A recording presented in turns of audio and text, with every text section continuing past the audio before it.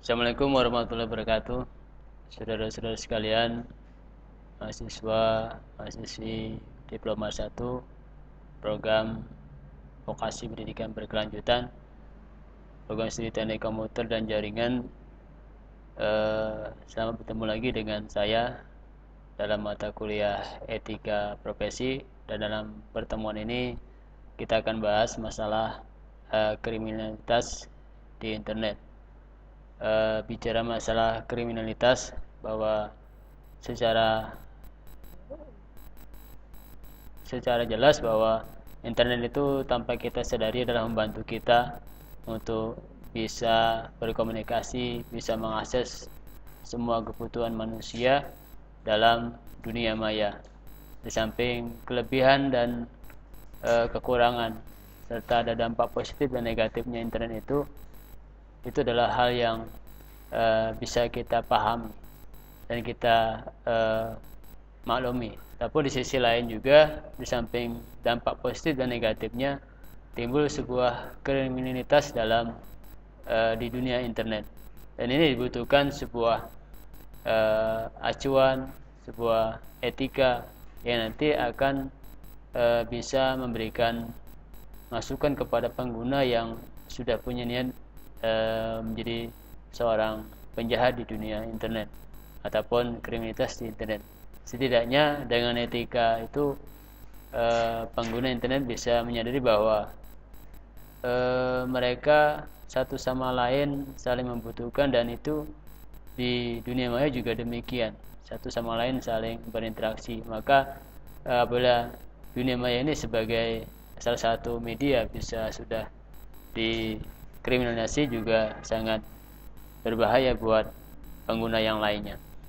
Baik, saudara sekalian, kita lihat tentang kriminalitas di internet ataupun cybercrime, bahwa kriminalitas dunia maya sering kita jumpai adalah sebagai sebuah tindakan pidana yang termasuk kriminal yang dilakukan pada teknologi internet, baik yang menyerang fasilitas umum dalam cyberspace ataupun kepemilikan pribadi. Secara teknik tidak ada pada pidana tersebut dapat dibedakan menjadi offline crime, semi online crime, dan cybercrime.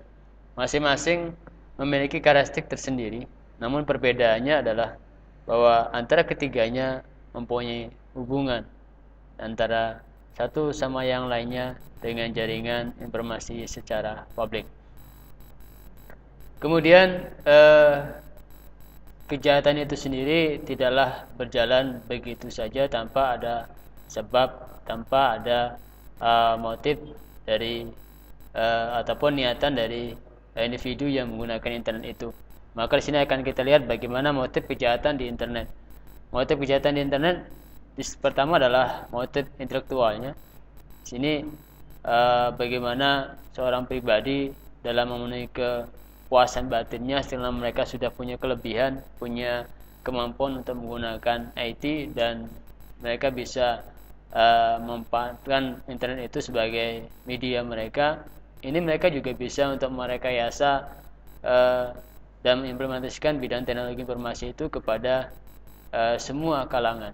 Dan intelektualnya ini juga sebenarnya bisa kita akui sebagai profesi yang cukup membanggakan. Namun kalau ini digunakan dalam bidang kejahatan, ini juga sudah kita tidak benarkan. Nah, yang kedua adalah motif ekonomi, politik, dan kriminal, yaitu kejahatan yang dilakukan untuk keuntungan pribadi ataupun golongan yang berdampak pada kerugian secara ekonomi dan politik pada pihak lain. Ini sudah sering kita lihat bagaimana mereka bisa belanja di internet, dan akhirnya mereka juga ada bagaimana bisa memberikan sebuah penipuan dan kejahatan di dalam dunia internet. Dan ini sangat berlaku di dunia ekonomi, politik, dan kriminal lainnya. Kemudian faktor-faktor penyebabnya apa, saudara-saudara sekalian? Ini sudah kita lihat bahwa faktor penyebabnya dari segi teknis adalah adanya teknologi internet akan menghalangkan batas wilayah negara ataupun bagian-bagian yang lainnya yang dulunya bisa kita tempuh dalam waktu beberapa hari, beberapa menit, sekarang bisa ditempuh dalam waktu sekian detik. Artinya bahwa informasi apapun di dunia luar kita saksikan di dalam kamar, kita saksikan dalam waktu yang bersamaan, dalam waktu sekian detik. Ini sebagai salah satu faktor penyebab terjadinya kejahatan di internet, sehingga antara dunia sudah sempit ruang waktunya karena informasi sudah menggunakan sebuah teknologi. Dan ini salah satu faktor yang bisa dimanfaatkan oleh orang yang ingin berbuat jahat untuk melakukan aksinya. Kemudian tidak meratanya penyebaran teknologi menjadikan yang satu lebih kuat daripada yang lain. Dan ini kita dapat sadari bahwa sebenarnya di Indonesia juga seperti itu. Tidak semua kalangan di daerah mempunyai fasilitas yang sama dengan ada yang di kota. Dan yang kedua adalah segi sosial ekonomi. Adanya produk-produk ekonomi yang secara garis besar bisa dimanfaatkan oleh orang lain untuk bisa memberikan sebuah kecurangan, memberikan sebuah ketidakfairan dalam melaksanakan transaksi, baik jual beli, baik dalam mempromosikan jasanya, sehingga di sini adalah satu faktor yang penyebab cybercrime itu. Kemudian ada 4 ruang lingkup kejahatan di dalam komputer itu, bahwa yang pertama, komputer sebagai instrumen untuk melakukan kejahatan tradisional, seperti digunakan untuk melakukan pencurian, penipuan, dan pemalsuan melalui internet. Ini sudah sering kita lihat, kita dengar bahwa proses kejahatan seperti ini sering kita lihat di media-media elektronik maupun TV, yang memang kita bisa menyaksikan bagaimana sih proses informasi menggunakan teknologi cukup pesat sekali. Dan ini kita bagi masyarakat yang awam tentunya akan melihat bahwa itu sebagai sesuatu yang cukup canggih, tapi itu prinsipnya adalah untuk kemajuan, bukan untuk kejahatan. Nah, sini sudah jelas bagaimana kejahatan yang seperti itu sudah termasuk kejahatan yang sifatnya melanggar kode etik dan undang-undang yang telah ada di etika dalam profesi sebagai badan hukum undang-undangnya, dan nanti kita jelaskan di pertemuan-pertemuan selanjutnya. Kemudian yang kedua, komputer dan perangkatnya sebagai objek penyalahgunaan, di mana-mana data dalam komputer yang menjadi objek kejahatan dapat saja diubah, dimodifikasi, dihapus, ataupun diduplikasi secara tidak sah. Ini juga termasuk kejahatan-kejahatan yang secara moral, secara prinsip juga melanggar kode etik dari profesi itu sendiri. Kemudian penyalahgunaan yang berkaitan dengan komputer atau data, yang dimaksud penyalahgunaan di sini yaitu manakala komputer dan data-data yang terdapat di dalam komputer digunakan secara ilegal ataupun tidak sah. Dan yang terakhir, yang keempat adalah penyalahgunaan hak asasi, hak akses dengan cara yang tidak benar ataupun secara ilegal. Saudara sekalian, kejahatan menggunakan sarana komputer itu dapat kita lihat ada 4, yaitu memasukkan instruksi yang tidak sah, kemudian merubah data input dan perusakan data yang ada di dalam komputer itu sendiri. Kemudian komputer sebagai pembantu kejahatan, ya bisa saja seseorang bisa membuat program yang mereka buat untuk niat-niat yang tidak benar.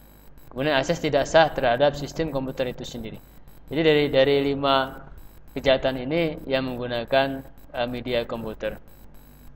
Kemudian ancaman terhadap penggunaan internet, yaitu diantaranya bahwa pengguna internet bisa saja mereka melaksanakan aktivitasnya dengan cara menguping, kemudian menyamar, terus pengulangan, dan ada lagi yang manipulasi data, kemudian kesalahan penyampaian, dan pintu jebakan ataupun kuda trojan, adanya virus, terus pengingkaran, dan yang terakhir adalah penolakan pelayanan. ini semua adalah ancaman terhadap pengguna internet.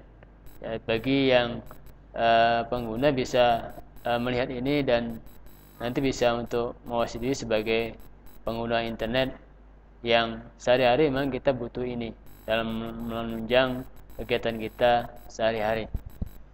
Kemudian saudara sekalian, ada beberapa kendala di internet akibat lemahnya sistem keamanan komputer. Yang pertama adalah kata sandi seseorang dicuri ketika terhubung ke sistem jaringan dan ditiru atau digunakan oleh pencuri. Ini sangat mudah sekali dilakukan oleh si penjahat. Kata sandi ini bisa dirubah apabila mereka sudah bisa masuk ke dalam sistem tertentu.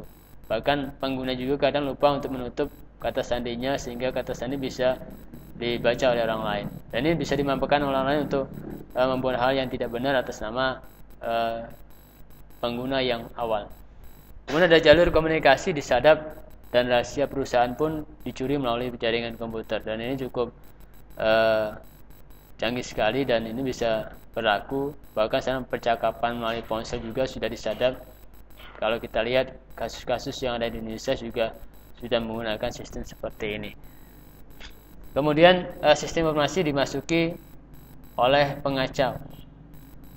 Artinya bahwa informasi yang sudah terjalin, sudah ada juga bisa dimasuki oleh orang-orang yang tidak bertanggung jawab untuk bisa merubah sistem informasi yang disampaikan kepada masyarakat itu tidak sesuai dengan apa yang diharapkan dan dikeluarkan oleh yang punya informasi.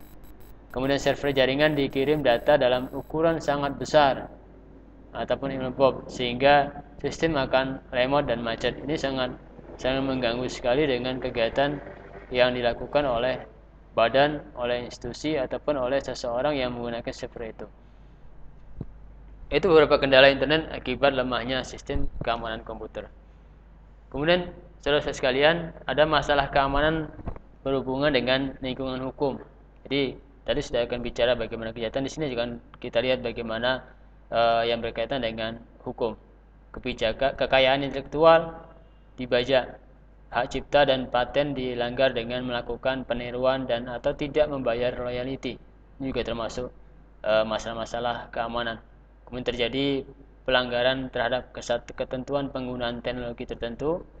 Kemudian ada dokumen rahasia disiarkan melalui mailing list ataupun bulletin board. Ini juga sangat bermasalah. Kemudian pegawai menggunakan internet untuk ditindakan asusila seperti pornografi dan sebagainya. Jadi itu salah satu yang berkaitan dengan lingkungan hukum. Sistem keamanan yang berkaitan dengan masalah keuangan ataupun e-commerce ini sudah dapat kita data keuangan dapat dicuri atau diubah oleh intruder ataupun hacker. Dana atau kas disalahgunakan oleh petugas yang memegangnya. Dan pemalsuan uang. Jadi ini sudah menggunakan sistem yang berkaitan dengan masalah-masalah keuangan dengan menggunakan komputer. Kemudian seseorang dapat berpura-pura sebagai orang lain dalam melakukan transaksi atau atas nama orang lain padahal mereka sudah mengatakan bahwa itu adalah salah satu sistem yang mereka punya. Kemudian modus kejahatan ataupun cybercrime di Indonesia menurut Ray Surya bahwa pencurian nomor kredit sudah sangat terjadi di Indonesia dan tinggal mereka buat kartunya sendiri dan itu bisa masukkan melalui nomor-nomor kredit itu sendiri. Kemudian memasuki, memodifikasi atau merusak homepage-nya, kemudian penyerangan situs atau email melalui virus atau spamming. Jadi itu sudah terjadi di Indonesia. Ini menurut pakar elektronika, pakar dunia maya Indonesia itu Ray Surya. Kemudian saudara sekalian, jadi permasalahan kejahatan itu sudah ada di Indonesia. Jadi saudara sekalian itulah materi cybercrime yang kami berikan atau materi kejahatan kriminalitas di dunia maya di internet yang tanpa kita sadari kita bisa melihat itu semua dalam kehidupan kita sehari-hari. Demikianlah yang dapat kami sampaikan pada pertemuan ini. Lebih kurang mohon maaf. Assalamualaikum warahmatullahi wabarakatuh.